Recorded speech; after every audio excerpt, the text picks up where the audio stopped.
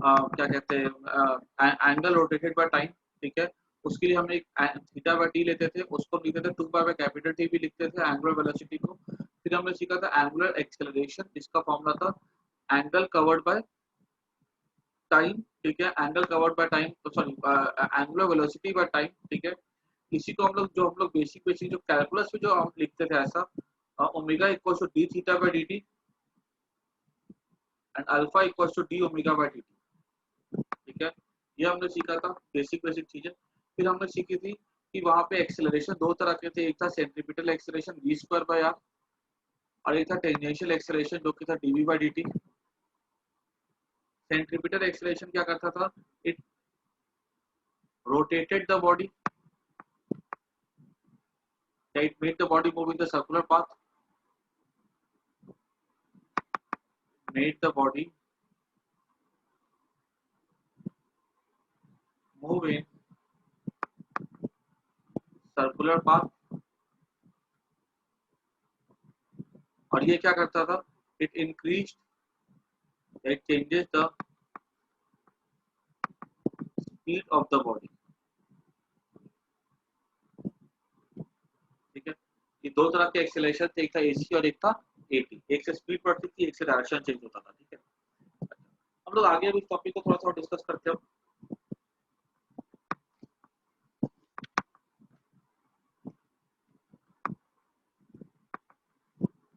कुछ देखो यहाँ पे कुछ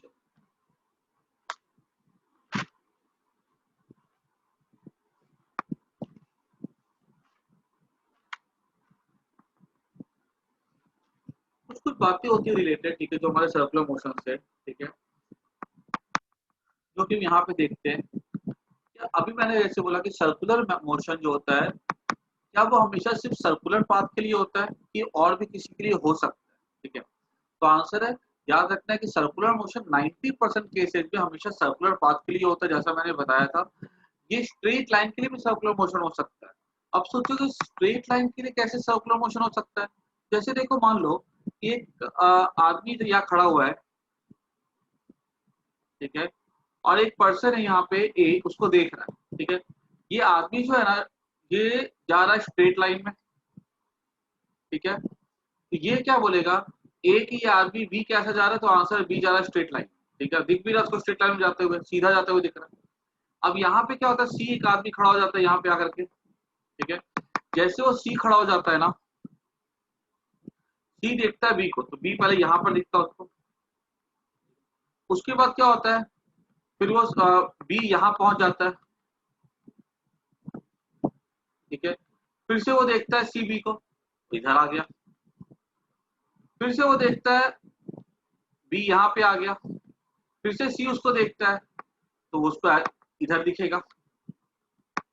मतलब एक चीज तुम देखो, अगर बी ऐसे जा रहा है, तो क्या सी अपनी गर्दन को एक जगह खड़ी करके देख सकता है? Answer is no. सी को, अगर सी को बी को देखना है, ठीक है, तो उसको बार बार अपनी गर्दन मोड़ते रहना होगा, ठीक है। गर्दन मोड़ेगा तब वो रेगुलरली बी को लगातार वो देख पाएगा। इधर जाएगा तो उसको ऐसा मोड़ना पड़ेगा गर्दन,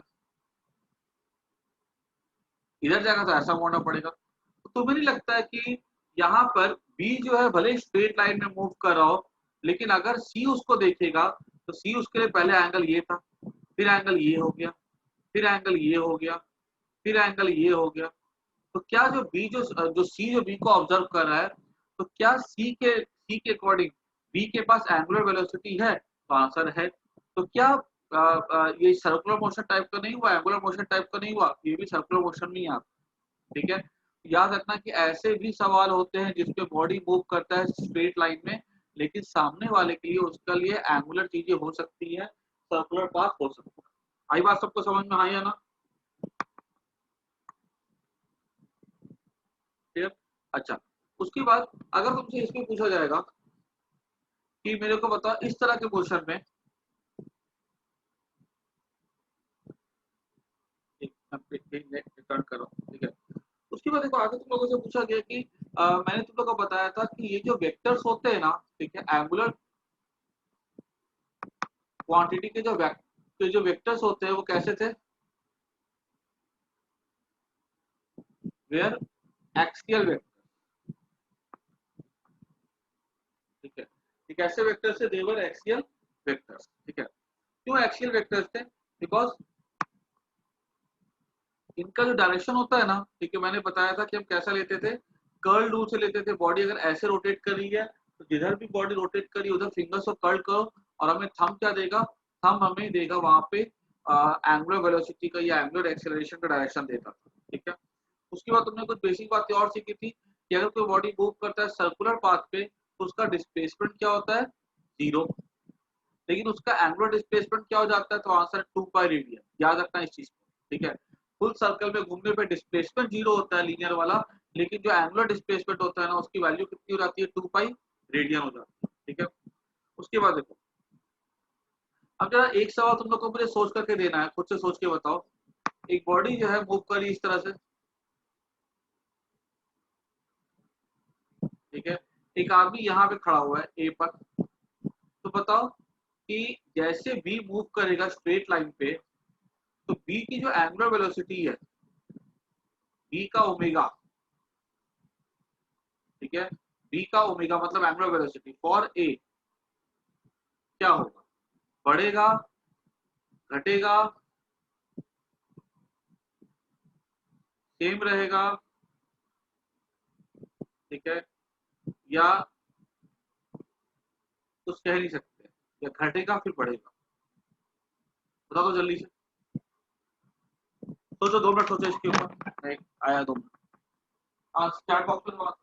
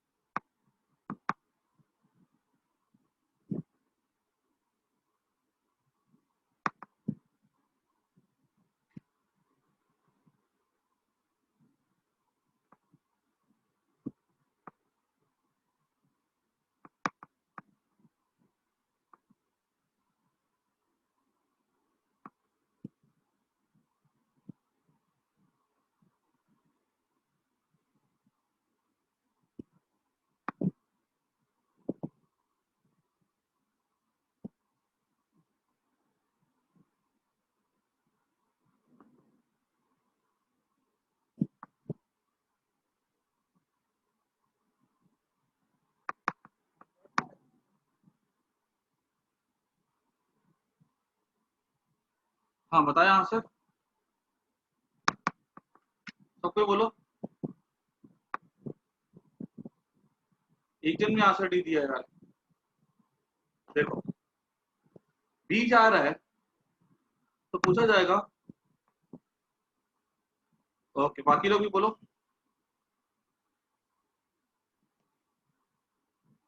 सवाल सबको समझ में आया कि नहीं आया?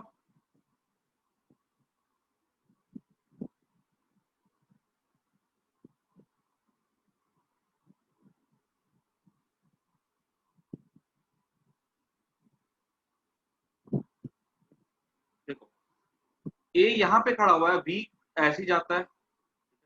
मान लो ये आदमी गया 1 मीटर दूर गया,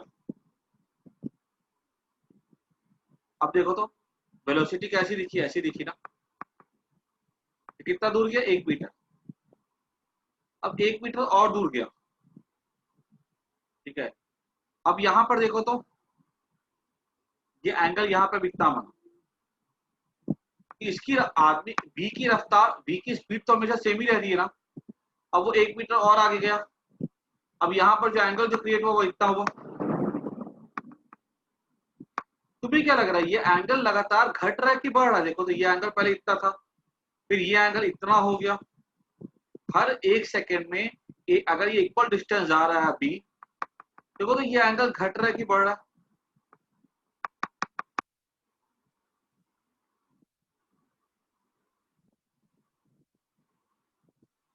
देखो तो क्लियरली एंगल घटते हुए दिख रहा है ना, घट रहा है। अगर ये एंगल घट रहा है तो एंगुलर स्पीड क्या होती है, एंगल बाय टाइम होता है ना। अब जैसे जैसे एंगल छोटा होगा 1 सेकेंड के लिए, तो क्या होगा, डिक्रीज करेगा। समझ में आएगी नहीं बात सबको, ठीक है। तो ये सब कुछ बेसिक बेसिक कंसेप्चुअल क्वेश्चंस है जो कि हम लोग को सॉल्व करने आना चाहिए।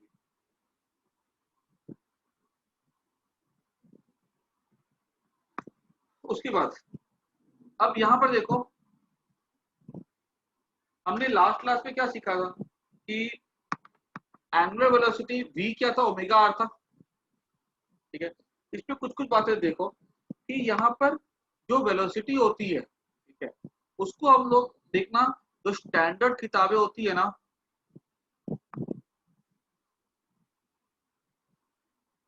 नहीं मीन पोजीशन से नहीं ना देखेंगे हम तो। एंगल कैसे देखते हैं, यहाँ पे गया 1 सेकेंड, फिर यहाँ पे गया 1 सेकेंड, तो आपको ये 1 सेकेंड में इतना, फिर 1 सेकेंड में इतना, फिर 1 सेकेंड में इतना, ऐसा देखेंगे ना, ठीक है। और अगर तुम मान लो मीन से देखो, तो मान लो तुम्हारा ये एंगल एक बार के लिए 60 डिग्री, ये है 40 डिग्री, ये है मान लो 30 डिग्री, ठीक है। तो 60/1 फ्री हो जाएगा, 100 डिग्री/2 पूरा देख लो, फिर हो जाएगा 130/3, तो भी तो घट ही रहा है ये, चेक कर लो, आई बात समझ में।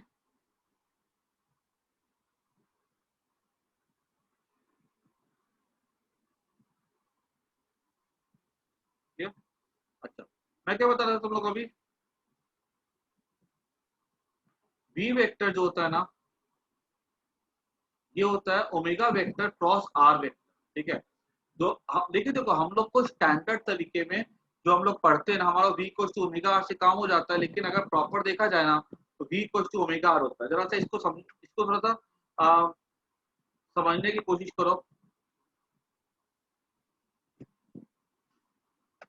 यहाँ मान लो एंगुलर वेलोसिटी अगर ऐसी है, और ये मान लो हमारा सेंटर है,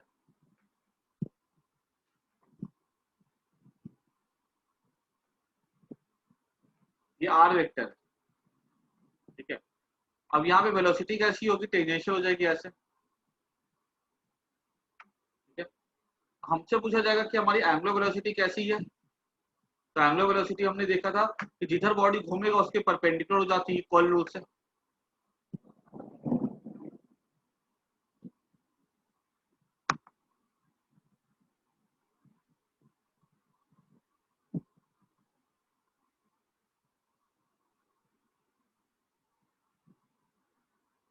हाँ देखो,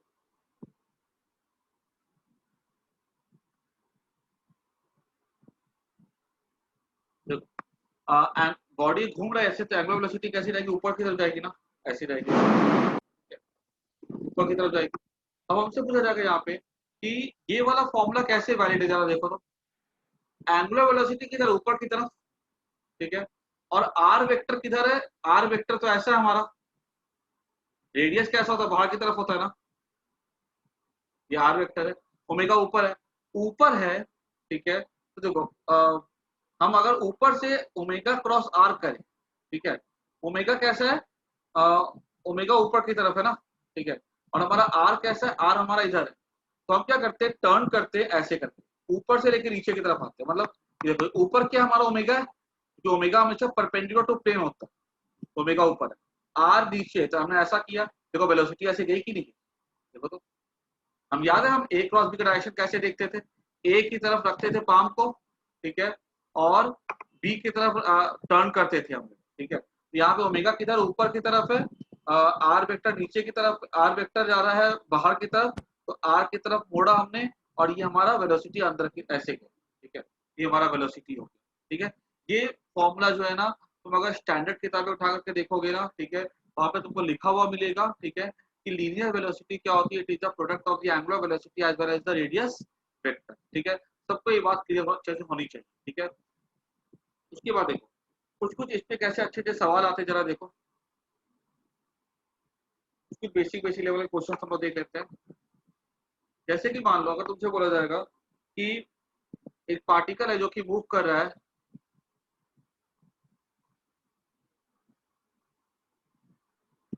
इसकी स्पीड है मान लो 10 मीटर पर सेकेंड, ठीक है, और एक आदमी जो है इसको चलते हुए देख रहा है, और ये ऑब्जर्वर है यहाँ पे, ठीक है, इसकी यहाँ से दूरी 3 मीटर है और यहाँ से इसकी दूरी कितनी 4 मीटर है,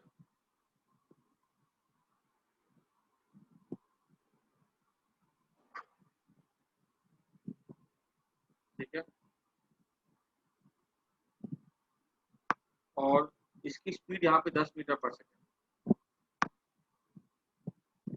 ठीक है। तो हमसे ये पूछा गया ना कि बताओ ये पार्टिकल जो ए है ना जो चल रहा है, इसकी angular velocity with respect to observer क्या होगा, ठीक है, find omega of A with respect to observer, ठीक है। तो देखो हमको एंगुलर वेलोसिटी निकाल लिया, मैंने तुमको बता के रखा है कि एंगुलर वेलोसिटी हमेशा सर्कुलर पाथ के लिए नहीं होता है, वो ट्रांसलेटरी मोशन के लिए भी ओमेगा हो सकता है, जैसे यहाँ पे है, ठीक है। अब यहाँ पे हमको निकालना कि इसका angular velocity with respect to O क्या होगा। याद रखना है कि एंगुलर वेलोसिटी का जो फॉर्मूला होता है वो होता है velocity perpendicular to component of velocity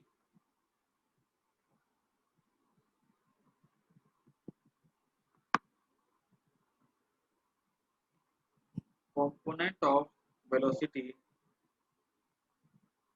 perpendicular to r। ये r मतलब क्या हो गया, line joining the object and the observer by distance between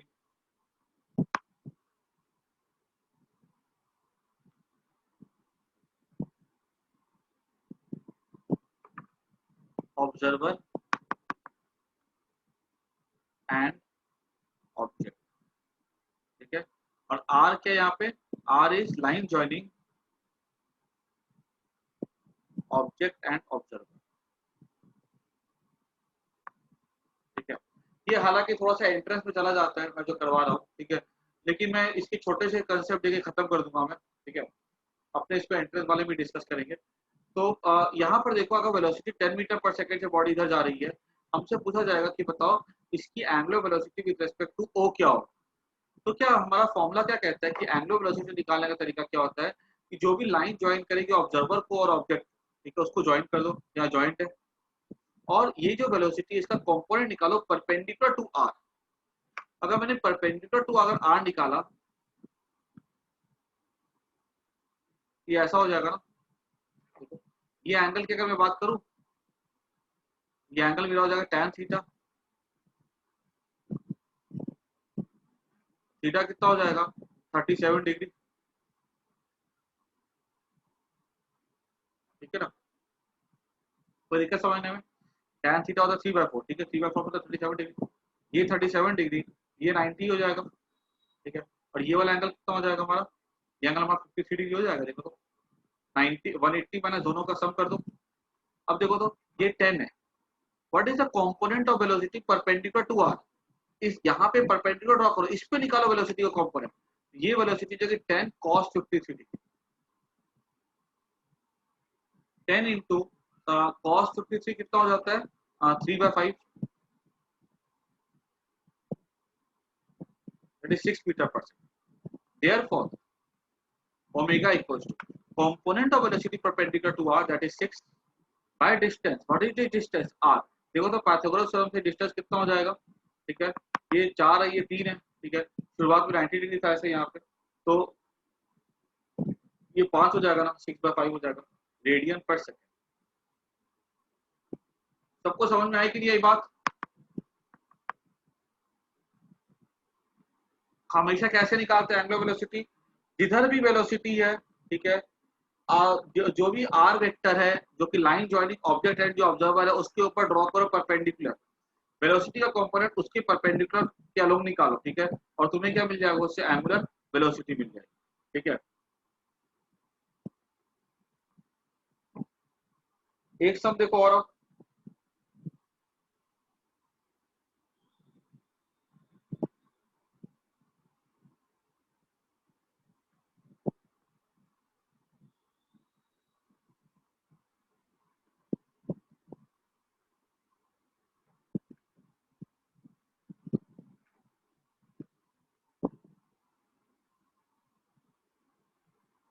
यहाँ बोला गया ना, एक पार्टिकल है जो कि जा रहा है 10 मीटर पर सेकंड के स्पीड से, ठीक है। और यहाँ पर ये एक आदमी यहाँ पे खड़ा हुआ है और इसको ऑब्जर्व कर रहा है, ठीक है। इसका डिस्टेंस है 4 मीटर, ये डिस्टेंस भी कितना है, 4 मीटर है। ये इधर भाग रहा है 10 मीटर पर सेकंड, ठीक है। तो ये ए है, मान लो find omega of A with respect to B. निकाल सकते हो तुम, खुद से जरा ट्राई करो एक बार, सबको ट्राई करेगा।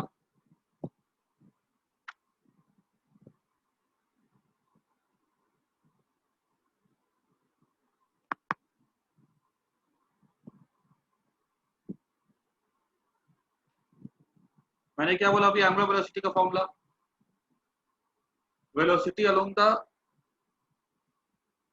Velocity component perpendicular to R, ठीक है। तो देखो तो जरा सा, मैं आधा काम तुम्हें करके दे रहा हूँ, तुम फिर से इसको पढ़ना। ये हमारा हो जाएगा आर, ठीक है। ये क्या है, बी ऑब्जर्वर है, ठीक है। तो हमने ज्वाइन कर दिया,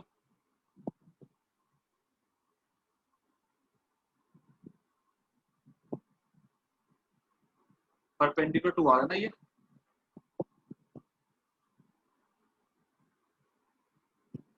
ठीक है, अच्छा। यहाँ पे देखो तो ये 4 है, ये 90 डिग्री है, ये 4√2 हो जाएगा, ठीक है। बाकी लोग भी दो आंसर, सबको दो आंसर। ये 4√2 हो जाएगा ना पाइथागोरस थ्योरम से। ये 90 डिग्री होगा, ये 45 डिग्री होगा, ये भी 45 होगा ना, देखो आइसोसेलेस ट्रायंगल है ना। ये कितना, ये भी 45 डिग्री हो जाएगा ना, देखो तो। मैंने क्या बोला था, component of velocity perpendicular along the line, जो अलोंग परपेंडिकुलर टू आर, ये आर है हमारा, देखो तो b2 है, ये 10 है, तो ये कितना 10 cos 45 दैट इज 10/√2 हो जाएगा, है ना। ये हमारी वेलोसिटी हो गई ना, देखो तो परपेंडिकुलर टू आर, देखो ये 10 है परपेंडिकुलर टू आर। तो अब क्या ओमेगा क्या हो जाएगा, ओमेगा हो जाएगा 10/√2 डिवाइडेड बाय 4√2,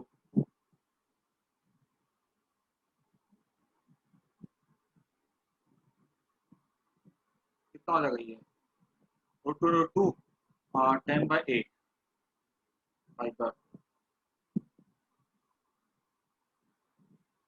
हाँ सही रहे। सबको आया कि नहीं आया समझ में, कोई दिक्कत किसी को तो पूछो।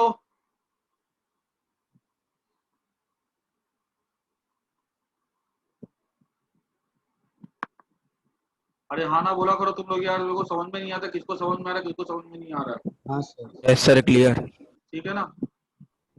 अच्छा उसके बाद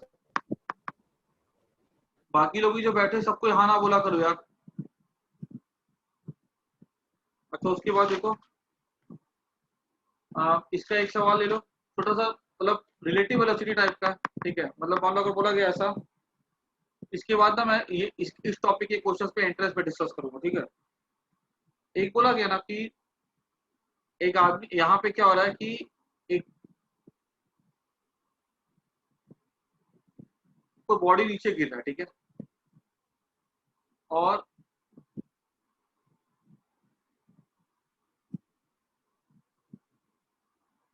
यहाँ पे ना इसकी दूरी कितनी, 4 मीटर है, और यहाँ से ये ऊंचाई कितनी, 50 मीटर की, ठीक है। बॉडी यहाँ से नीचे गिर रहा है, ठीक है, ड्रॉप हुआ, ठीक है। तो बोला गया ना कि फाइंड, ये ए है, find omega of A with respect to B, ठीक है। Omega of A with respect to B after 2 second.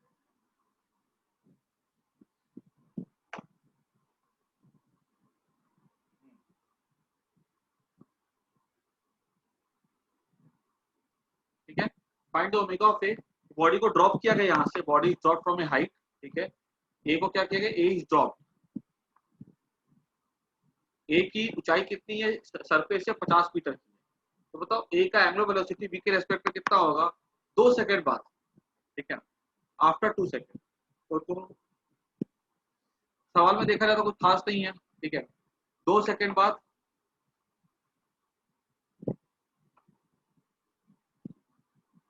वो तो तुमको निकालनी पड़ेगी ना, हमको देखो पता चल जाएगा वो कैसे, देखो 2 सेकंड बाद पहली बात तो एस क्या हो जाएगा, एस हो जाएगा half 80 square, that is 20 metre, ठीक है, मतलब 20 मीटर नीचे बॉडी गिर गया, मतलब यहाँ पे कितना डिस्टेंस बचा, ये 30 मीटर बचा, ठीक है, 30 मीटर अभी ये ए पर यहाँ पे आ गया 30 मीटर का, ये 20 मीटर गिर चुका हुआ, 30 मीटर बचा। अच्छा, उसके बाद देखो वेलोसिटी क्या हो जाएगी, v equal to u plus AT हो जाता है, u a कितना हो गया 10 के इक्वल, टाइम कितना हो गया 2 सेकंड, दैट इज 20 मीटर पर सेकंड, तब यहाँ पे स्पीड कितनी है इसकी 20 मीटर पर सेकंड,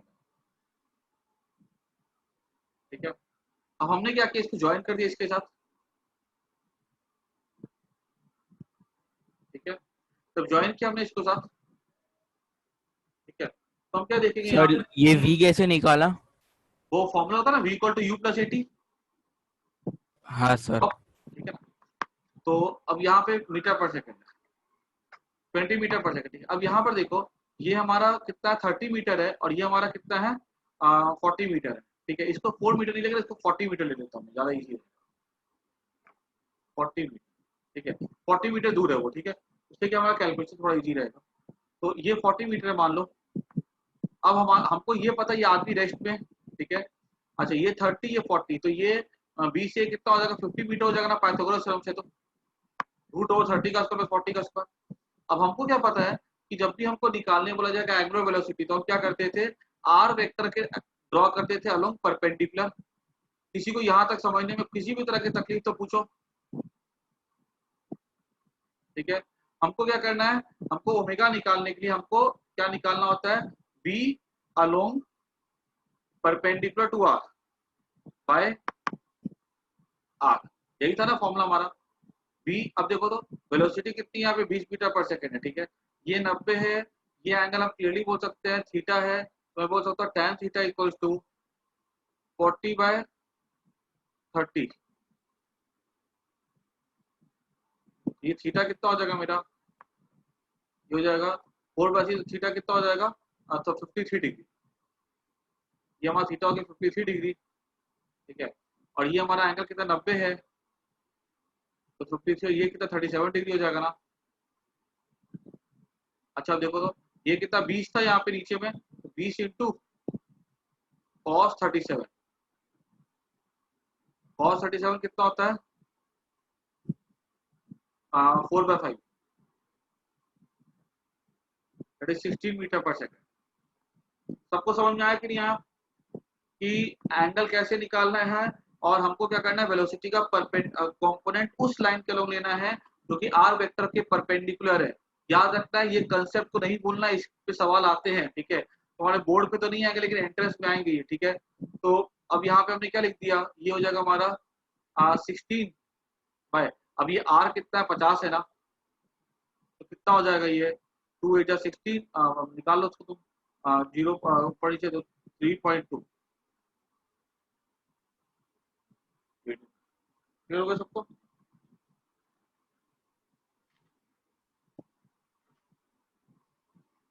सर 3.2 कैसे आया? ऊपर नीचे 2 से फिफ, मल्टीप्लाई कर दो ना, तो 15 बस 50/16 होना चाहिए ना, तो 3/2 आएगा। ये वेलोसिटी कितनी है, वेलोसिटी 16 है और डिस्टेंस कितना 50 है ना, 16 में 50 हो जाएगा, ये इंटू 2 कर दो, तो 60 तो 32/100, ठीक है, 0.32 होगा ना, नहीं 0.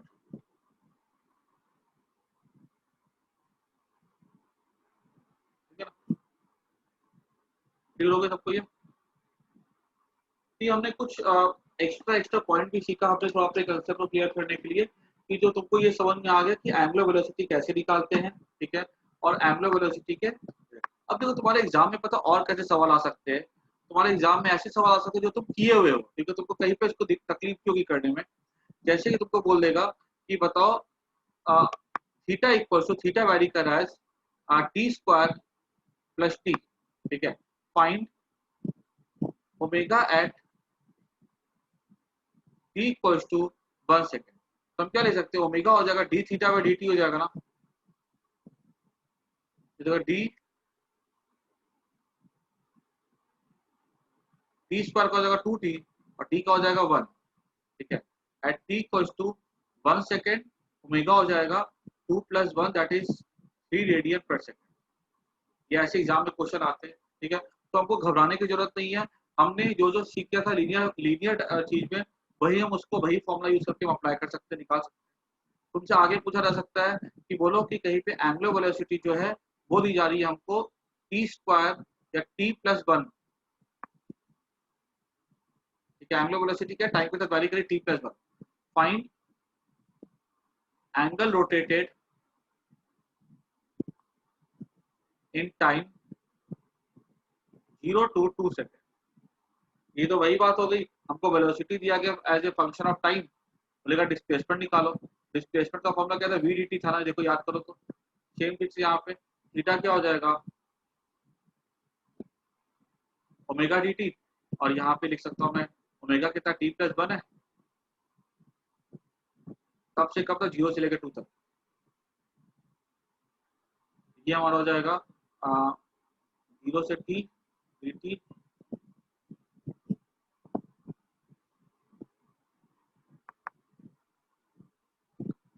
ठीक है, इसको मैंने ऐसे कर दिया,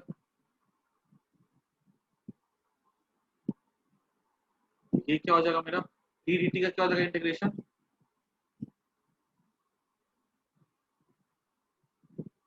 टी डी टी का हो जाएगा टी स्क्वायर बाय 2 0 से लेकर के 2 सेकेंड प्लस डी टी का हो जाएगा टी 0 से लेकर के 2 सेकेंड, ठीक है, बाकी तो इंटीग्रेशन है। मेरा कहने का मतलब ये जो तुमने सवाल करके रखे थे ना डिस्प्लेसमेंट वेलोसिटी एक्सेलरेशन, वही सारे के सारे फॉर्मूलाज है ना हमारे यहाँ पर भी लगते हैं। याद रखना जैसे एनएलएम को पढ़ने के लिए हम लोग को पढ़ना पड़ता था वेलोसिटी के बारे, काइनेमेटिक्स पढ़ा था हमने, एनएलएम स्टडी थी फोर्स के बारे में, ठीक है, और फोर्स क्या पैदा करता है, फोर्स पैदा करता है velocity acceleration. In the same way जो तुम चैप्टर आगे पढ़ने वाले हो रोटेशन चैप्टर तुम आगे जाके पढ़ोगे, ठीक है, रोटेशन डायनेमिक्स, रोटेशन डायनेमिक्स को पूरा का पूरा समझने के लिए हम लोग को क्या पढ़ना पड़ता है, सर्कुलर मोशन, ठीक है, दोनों जैसे लीनियर मोशन होते हैं एनएलएम और काइनेमेटिक्स, वैसे रोटेशन और सर्कुलर मोशन, ठीक है। आई थिंक अगर ऐसे सवाल तुम्हारे एग्जाम में अगर आते तो उसको करने में सक्षम रहोगे, ठीक है। तो उसके बाद फिर लास्ट क्लास में भी हमने कुछ सवाल किए थे ना, इसके भी क्या कहते हैं सेंट्रीपिटल एक्सेलरेशन के और टेंजेंशियल एक्सेलरेशन के।